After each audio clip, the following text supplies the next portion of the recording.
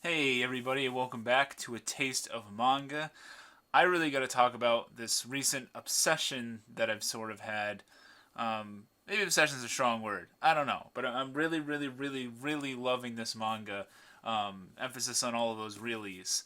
And it's an old one. It's a beloved one. It's one that a lot of people hold in a high regard.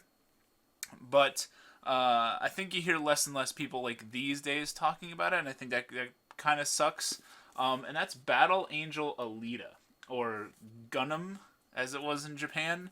When they brought this over um, to the West, for whatever reason, they dubbed it necessary to change some of the names and stuff. Particularly, our main character here, who in Japanese her name is Gally, but in this one they decided to go with Alita, and seemingly uh, that was the decision that they were going to go with. And I gotta say, I'm not one to pick.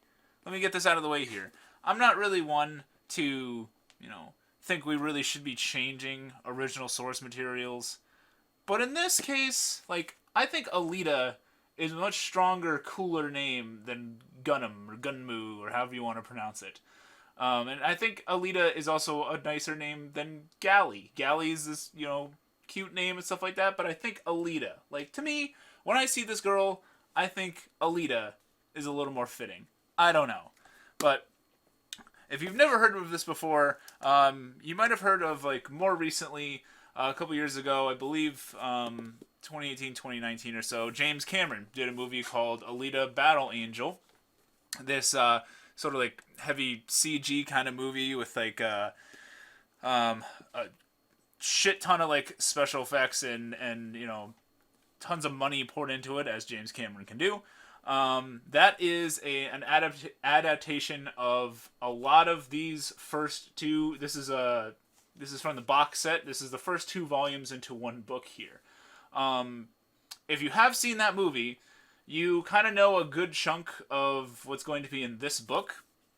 But he did omit some things, and some events are sort of moved around, and some events are just kind of blatantly changed, which is sort of interesting.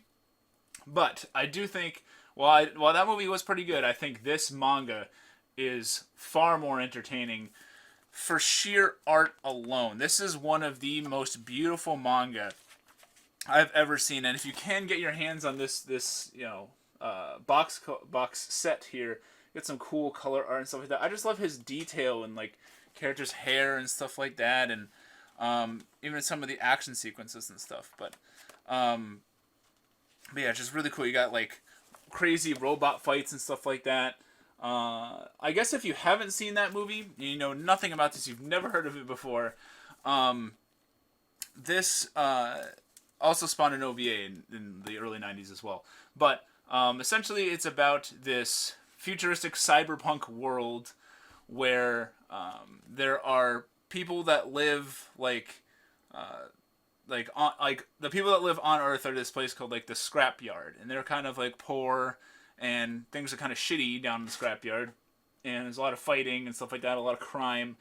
There's this huge ass tower, or like a floating. I don't want to say a planet, but a floating city called Zalem. Now, in this it's called Zalem. In the original Japanese, I believe it's called something different. I think that's another change that they did. Don't really know why they did that one either. But yeah, but the city of Zalem lies above the scrapyard. And in this world, a lot of people, similar to something like Ghost in the Shell, a lot of people have cybernetic parts. A lot of people almost their entire body, except for their brain or maybe their heart or something like that, is cybernetic now. And the story starts out with this guy named Dr. Ito, who's this really, really nice older dude, is rummaging through the scrapyard, and he finds the remnants of a body.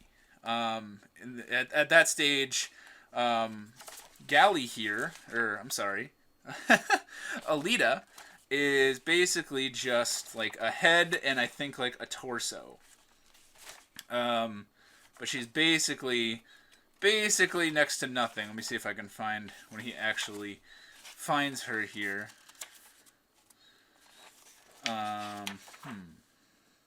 Yeah. So she's essentially like next to nothing. But lucky for her, Ito, being a doctor, has a whole lot of knowledge of the physiology of cybernetic people, stuff like that, cyborgs. And so he's able to attach her to a new body so that she can basically have this own life. Turns out she doesn't have any memories, she doesn't have a name, she doesn't have any relatives, anything. Basically, no memory of her past at all. So she is literally just a blank slate of a person. All I know is she is seemingly thankful for Ito finding her, and that she's really confused about her past and everything like that. We basically learn that in this world there are things called hunter warriors, which seems like kind of a ridiculous name. I don't know why it's not just like bounty hunter, because that's realistically what they are. They're essentially just bounty hunters who go after bounties, criminals, and the like. You have to get a license to do this. So you can't just be like you going around vigilante style. You have to get this like license to do so. It's a very dangerous job, and it's kind of like cutthroat. It's kind of, well, there's a good number of hunter warriors that sort of have this like respect for one another. They will sort of, if it's for the sake of money, they will kind of betray you at the drop of a hat here. There are sort of like rules and guidelines and laws that go into it, and they go into that a little bit in this. In like sort of like code, almost like hunter warrior ethics that go on, but not a lot. It's a cool like cyberpunk world. If you're into cyberpunk, you're definitely gonna be into this. Like cyberpunk in all caps. Like, is this like this is probably like the inspiration, I'm assuming, for a lot of other cyberpunk stories that would go on to come out. So basically, it turns out that Ito, our kind doctor friend, is actually one of these hunter warriors. He fights with this big ass hammer, and he's pretty badass, even though he's a nice guy. He still needs to get some money nowadays. He does a lot of like doctor work for people, being like a nice guy, kind of like pro bono type stuff sometimes on the side. But in order to sort of supplement that income, he kind of decided that he sort of needs to do what he needs to do, and a lot of his backstory is mysterious. You'll find out sort of later on, if you've seen the film and stuff like that, or the OVA, you'll know that there's a lot more to Ito's backstory than you really know in like these first 2 volumes of this manga here. I'm trying to find Ito with his badass hammer. But there it is. Man, Ito. Ito's actually one of my favorite characters in this so far, because he's a really like nice dude, and he fights kind of when necessary. He's kind of like sneaky about it. He's kind of low key, like he acts really weak, and then because he fights with this like hammer that he can sort of like win fights with almost instantly if he kind of gets the drop on you, he'll do that. He'll like act really weak, wait till the enemy's distracted, and just smash their head in. Like, he doesn't really waste time. But as we unveil more and more about this world, we found out that Alita is really adept at fighting for some reason. She fights with this crazy, like, lost martial arts style, I believe, called Panzerkunst. There's a lot of, like, German terminology in here. There's a lot of, like, various culture terminology going on here. A lot of, like, Europe, like medieval Europe related like weapons and themes and stuff like that, even though it's like a like cyberpunk world. Like a lot of the people fight with like halberds and like morning star maces and stuff like that. They'll have like names that reference like old European things and stuff like that. So she has the Panzerkunst, which I don't remember the actual German like translation of that. But it is, in this world, it is an ancient martial art that the people on Mars, that is, like, originates from Mars. So evidently, at some point, humans reached Mars. We don't know much about settlement on Mars and stuff like that. Alita has no memories of this place or anything. She doesn't know why she knows how to move the way she does in a dire situation, but she's crazy strong and a pretty good killer if she puts her mind to it. And, she has this sort of identity crisis where she doesn't know where she really belongs in this world. And, this kind of leads her wanting to be one of these hunter warrior people. And along the way, she gets this very cool, like love story with this like local like scrapyard kid who has his own kind of sad backstory, and he's kind of doing some messed up stuff in order to get money in order to get to Salem, because he's been promised that if he can get a certain amount of money, he could be taken up to Salem. I should bring up the fact that like it seems like nobody from the scrapyard ever goes to Salem. Salem seems like this untouchable place, and while I believe it is possible for people to come down, like people from there can come down and potentially go back up, nobody from the scrapyard ever goes back up. And it's iterated that, people who hope to do so are kind of like wasting their time. But she meets this young boy, I believe his name is Hugo. I believe it's Hugo, and I think in the English version they change it to Hugo. Another kind of like name change. I guess that one they just tried to make it sound like more Western or something like that. But it, I guess it's okay. I guess, I know I keep like reiterating about that, but like it's, I can understand why like people might be annoyed with something like that. But I don't know. I think at the end of the day, as long as you're sort of like enjoying the story, like these people could be named like Banana Hammock. Like who cares? As long as it's not changing like the context of what's happening. As long as like a conversation doesn't drastically change in the midst of a translation, which might certainly happen. I don't think it should really take away from the crazy art of this manga, because it's really, really nice, and I should really be showing more of this. I want to find some cool like action scenes here. But I love the character designs of some of these people. It's just a lot of like wacky, crazy fights and stuff like that, and I love Alita herself. Like I like her hair. I just like how she's drawn, and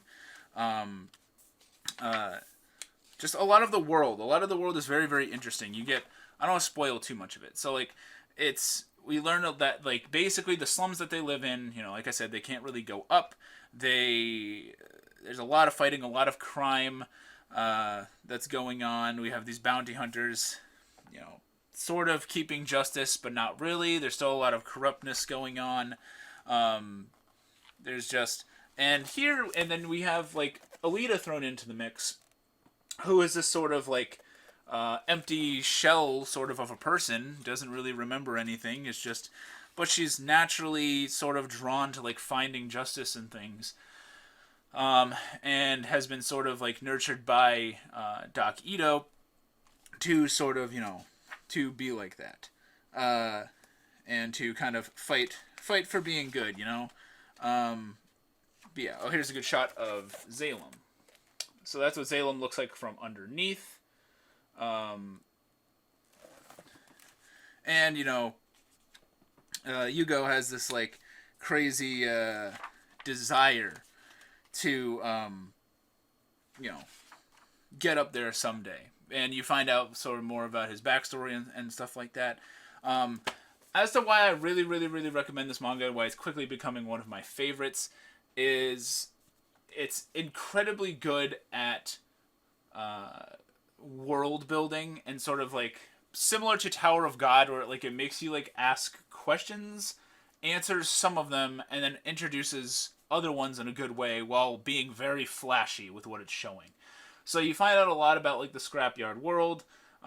There's this crazy sport called like motorball, I believe it is, which kind of sounds the way it is. It's kind of these giant robot suits fighting and beating the crap out of one another. A lot of robot on robot fighting. A lot of it is like martial art fighting too, which is super super interesting. I mentioned a lot of like the foreign names that are going on. You have people using like martial arts from like different eras. Like there's like I believe there's like Chinese martial arts, and he uses a lot of like I believe like Mandarin terminology and stuff like that. Like I said, there's the guy with like the halberd. A lot of people from like German and like Western cultures and stuff like that. Yeah, it's really, really, really, really cool. Don't want to spoil too much of this because I really, really want people to read it. I definitely recommend getting this box set. It has the entire original Alita story because there is this. There's also a prequel, I believe, also by Yukito Kishiro. Then there's a follow-up manga called Alita Last Order, and then there is one, I believe, that is still technically going to this day, called Alita Mars Chronicles, I believe. Correct me if I'm wrong on that down below. I think that's the order that's going in. And I'm really excited to dig into this. It's this kind of a similar feeling that I have with Vinland Saga, where I am very enticed by this world, and the fact that there is a big chunk of material that I can read to sort of explore this world is very enticing to me. There is an OVA adaptation that really only covers kind of like this book and then a little bit of, I would say, the next volume about. It's similar to the James Cameron film. Both of those I think you really should watch. I would say maybe give this a read, stop, watch both of those, then go back to reading the manga. Doesn't have to be the order you're doing it, but I think that might be the most enjoyable. If you do nothing else, just watch the original, like the 93 OVA, or like just check out like the original volume of this, read some of it online or whatever you got to do. Because I really, really like Battle Angel Alita. A lot of it is her, uncovering her past and stuff like that, and finding out why she's so friggin' strong, and why she's able to use this ancient Martian kung fu stuff. And robot bounty hunters, man. Did I really have to say anything else in this video? Robot bounty hunters. That really should be it. Like a cute girl robot bounty hunter beating the crap out of people. But yeah, I definitely really think you guys should. If this sounds at all interesting to you, you really should check out this manga. Again, amazing art. And just some of the best art I think I've really seen. Like, I love her character design and stuff like that. I love, look at the villain people. Look at that. That dude's like, I think he's missing his arm. Yeah. Missing his arm, and he still looks badass. Like, but yeah, it's really, really cool. If you guys have read more of Alita, because it's, kind of old at this point, please let me know, down below what you thought of it. How did you like it compared to the James Cameron film and the original OVA? Please don't spoil anything for people that haven't seen anything. If you like what I'm doing here, please consider hitting that subscribe button down below. And if you really, really, really like what I'm doing here, please consider joining the Patreon. I'll have a link to that down below in the description. Yeah, please check out Alita in any way, shape, or form. Thanks for watching. My name is Miasma, and I'll see you next time.